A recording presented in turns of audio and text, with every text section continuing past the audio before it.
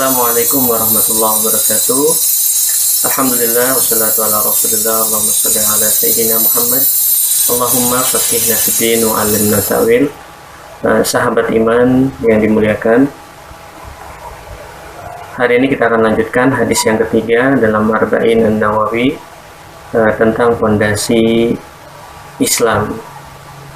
Ada 5 faktor atau 5 rukun yang menguatkan keislaman seseorang. Jadi apakah seorang itu kuat keislamannya atau tidak, maka juga bisa diukur daripada 5 faktor ini, karena ini menjadi fondasi yang utama bagi seorang muslim. Yang pertama, kemarin kita sudah membahas tentang syahadat, yang kedua kemudian sholat, yang ketiga saat ini kita akan bahas tentang zakat.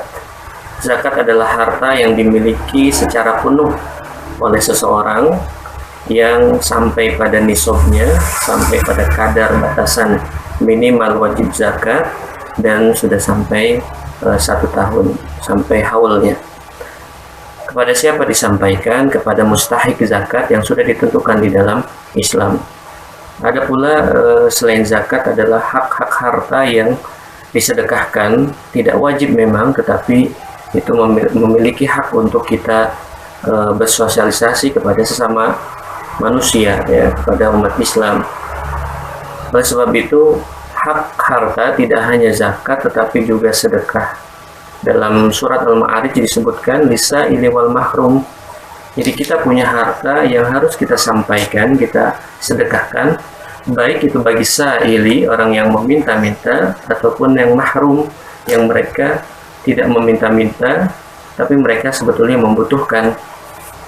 Karena mungkin ada rasa malu untuk meminta, sehingga kita yang sadar untuk memberikan harta yang kita miliki kepada mereka yang memerlukan, sekalipun mereka tidak meminta-minta. Banyak misalnya saudara-saudara kita, ya, atau tetangga kita yang sebetulnya mereka membutuhkan uluran tangan kita, sehingga baik zakat maupun infak sedekah itu memiliki manfaat sosial, ya. Inilah yang disebut dengan ibadah sosial, ya, berbeda dengan ibadah individual. Ibadah sosial itu sangat dirasakan oleh orang lain, ya. Bahkan kelebihan daripada ibadah sosial, mereka akan mendoakan kita, ya. Berbeda dengan ibadah individual yang hanya kita merasakan, kita sholat, kita yang merasakan, ya, orang lain tidak merasakannya. Tetapi ibadah sosial itu mereka merasakannya. Bahkan sekalipun kita memberinya dengan tidak ikhlas, mungkin mereka tetap mendoakan kita. Itu adalah kelebihan ibadah sosial, diantaranya adalah zakat. Sahabat iman, yang keempat adalah haji. Haji adalah ibadah yang totalitas, ya, bagi orang yang mampu melaksanakannya, sehingga tidak harus seseorang memaksakan diri untuk melakukan ibadah haji.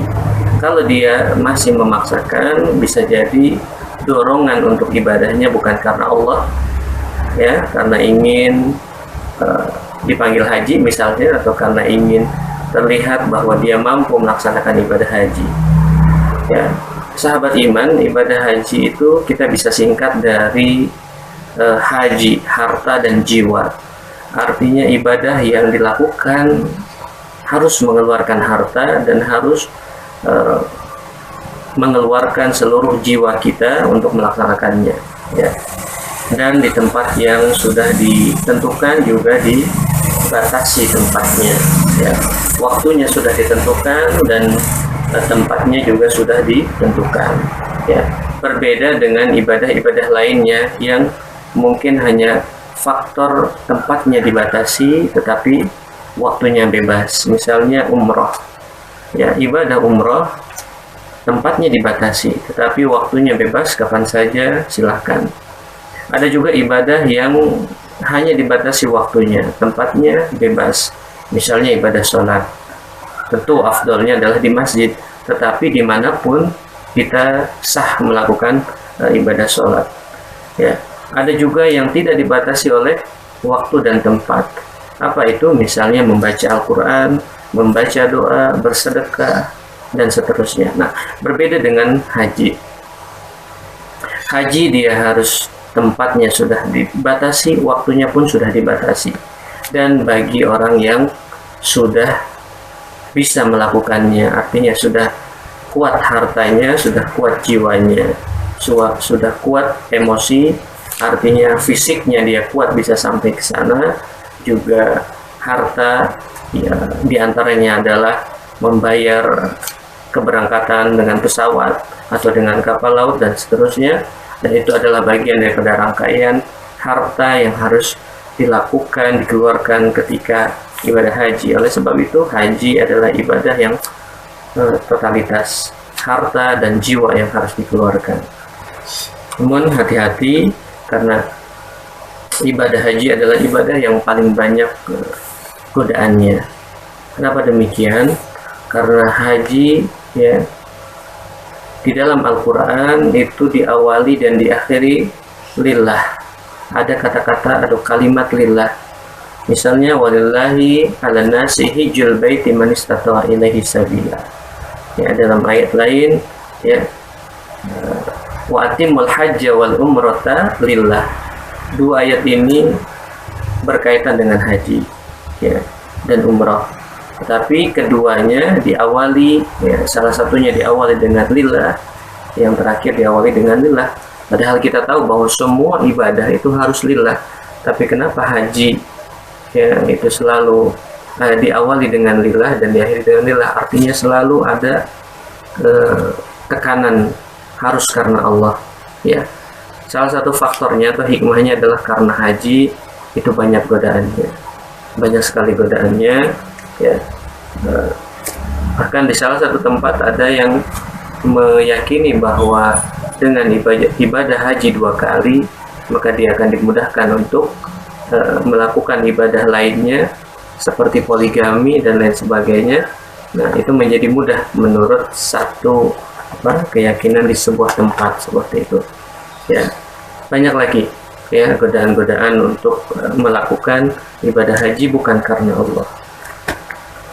Baik, yang kelima, pondasi yang kelima dalam Islam adalah puasa. Dan sekitar 15 hari lagi kita akan masuk ke bulan suci Ramadan ya.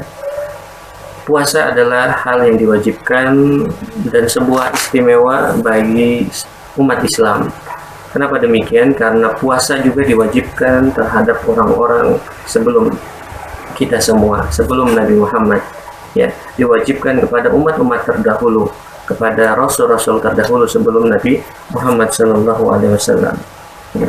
Nah, puasa adalah ibadah yang orang tidak akan mengetahuinya, sehingga ya as-saumu li ya, dalam sebuah hadis wa ana ajzi bihi, puasa adalah bagiku, milikku, wa ana ajzi bihi, kata Allah, dan Allah yang akan memberikan balasannya. Kenapa? Karena ibadah puasa tidak bisa dilihat orang, tidak bisa dinilai orang ya. Apakah seorang yang puasa atau tidak? Bisa jadi dia di bulan Ramadan terlihat puasa padahal ya di rumah dia makan, sehingga ketika keluar orang melihatnya dia tetap terlihat puasa dan seterusnya. Sehingga puasa hanya dia dan Allah yang tahu ya.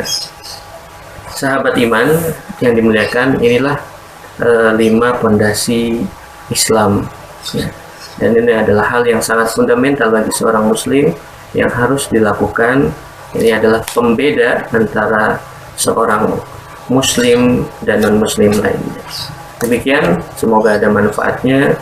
Wallahul muwaffiq. Wassalamualaikum.